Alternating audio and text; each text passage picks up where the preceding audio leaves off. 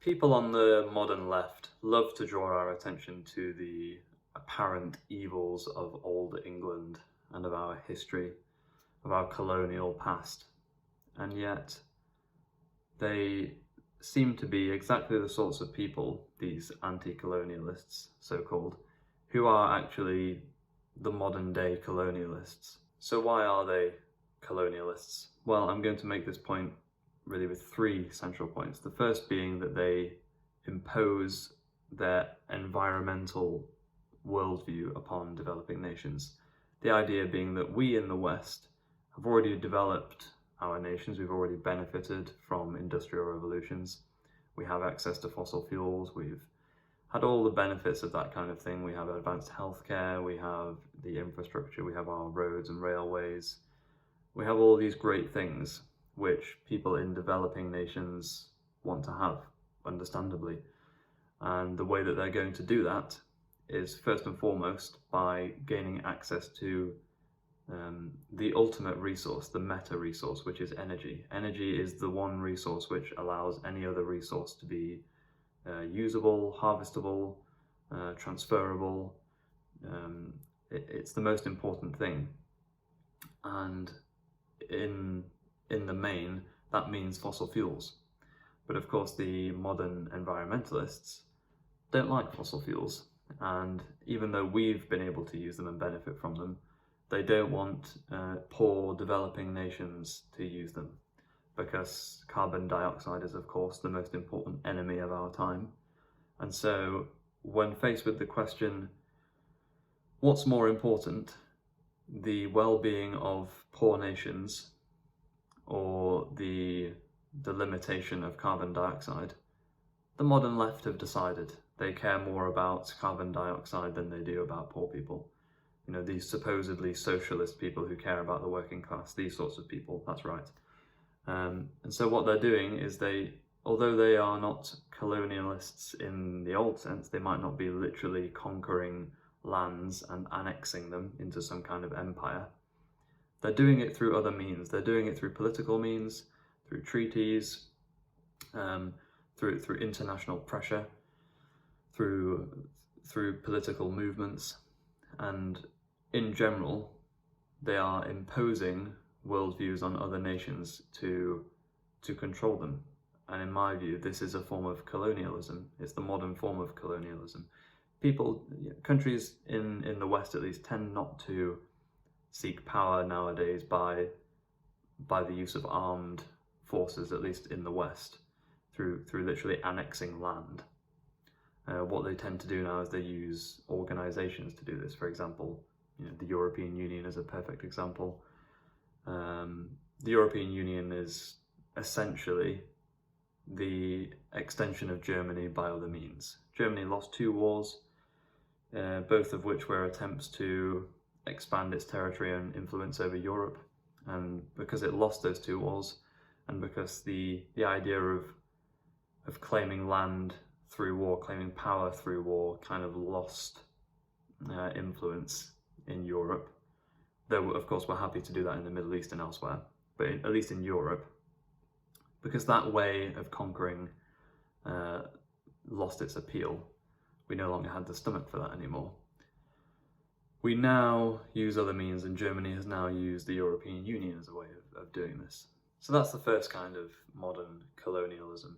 The second kind is that we impose our social views on other countries. We impose our morality on other countries. And a perfect example of this was an interview that I saw between a woman from America, I believe, a news anchor, I think, and I think a former president of Kenya. And she basically, for several minutes, kept pressing the point of it was either gay marriage or homosexuality in general. I believe in Kenya it's at least illegal for gay people to be married, and homosexuality might even itself be illegal. But basically for several minutes she kept asking this former president why this issue still existed. And the former president kept saying, because it's not an issue for the Kenyan people. The Kenyan people do not find this to be an important topic. and until they do, they're not going to deal with it. It's not an issue for them. And yet we all the time are signing petitions online on change.org, trying to get other countries to change their laws. What on earth do we think we're doing? We complain about our own colonial past, where we went to other countries and tried to change them and take them over and rule them, and yet we're doing exactly the same thing, but now we're doing it from the comfort of our own homes. And we think that because it's removed in this way, that we're perfectly entitled to do it. These nations are sovereign. They are independent. I am not a colonialist. I do believe in the importance of the nation state, that that's their place, that's their thing. They can do what they like there. They can sort out their own issues. And so we shouldn't be going over there and telling them how to live. And this brings us to the third form of colonialism, which is a bit more like the traditional form of colonialism, which is actually sending troops to other countries or bombing them using the armed forces. And we've seen this take place in the 21st century.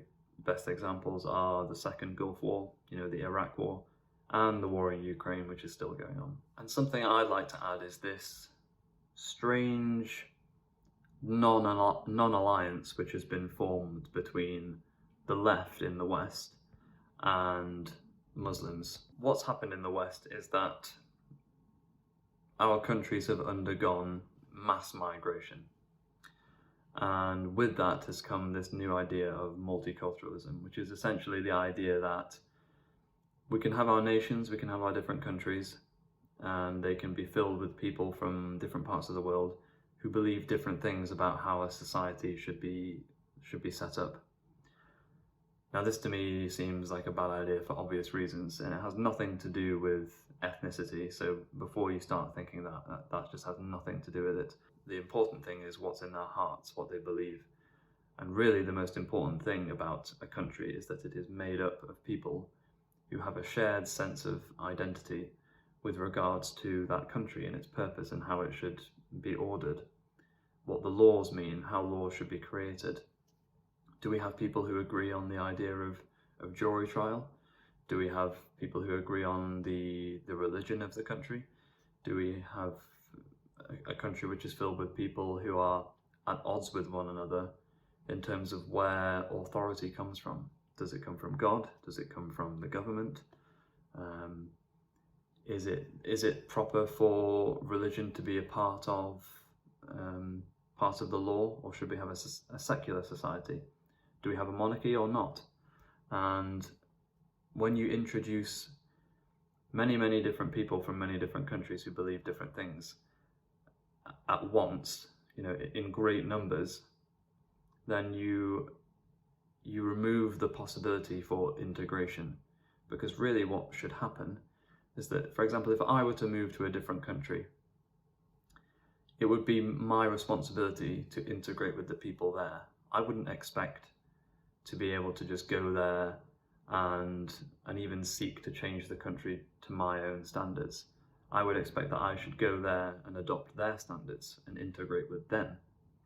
So why is it that in the West we're so weak, we're so willing to let people come to our countries and say that, oh, it's fine, they can live in their own little enclaves of the country and make that a little version of where they've come from. And really we ought to discuss the origin of multiculturalism. Where did this idea come from? Why is it the case that we have been exposed to enormous amounts of migration in the West? Well, it's because multiculturalism and the idea of mass migration had nothing to do with the left's genuine love for other cultures, for a genuine tolerance for other people, and it had everything to do with rubbing the conservatives' nose in diversity. And the phrase that I just used there, rubbing the conservatives' nose in diversity, is not an exaggeration. This is something which has been revealed now to be true, and it's come from members of the Labour Party at the time of Tony Blair. We now know for certain that the people who ran the Labour Party during the Blair government had the explicit aim of changing the country forever through mass migration. That was part of the project. That was the whole purpose.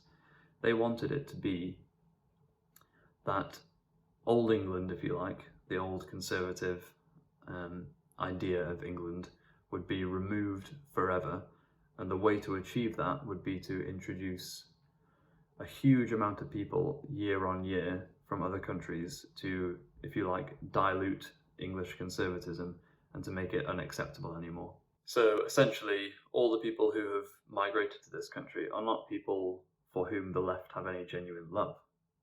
They have just been used as a tool of hatred towards the old English conservatives. And you know this to be true, because regardless of what has been revealed from the Labour Party of that time, there could not be a greater gulf in opinion between left-wing people and Muslims, right? Real practicing conservative Muslims. These are some of the most conservative people you will ever meet, and you put them in the same room as, you know, a modern left-wing thinker. Their worldviews could not be any more different, and yet the left have made this kind of strange alliance with Muslims, without the permission of Muslims, of course. If you were to ask Muslims, they would find absolutely no common ground with modern left-wing thinkers. So really what they've done, because the left fundamentally hate society as it is. They want it to be changed, and they'll do almost anything they can to change it. So what they did, because they hated English conservatism so much, what they did was they imported Middle Eastern conservatism to replace it. Doesn't make a lot of sense, does it? But it's okay, because to them, messing up the past, messing up the traditions of their own countries is more important than a coherent worldview. And really, I think that Islam is in a very good position to become the dominant religion in Europe. You know, conservatism, Christian conservatism is more or less dead, and because conservative ideas will always be popular somehow, they will always maintain themselves in some form, and there will always be a need for religion. I think that Islam is in a perfect place to take over as the dominant force in Europe, and we'll see how that goes.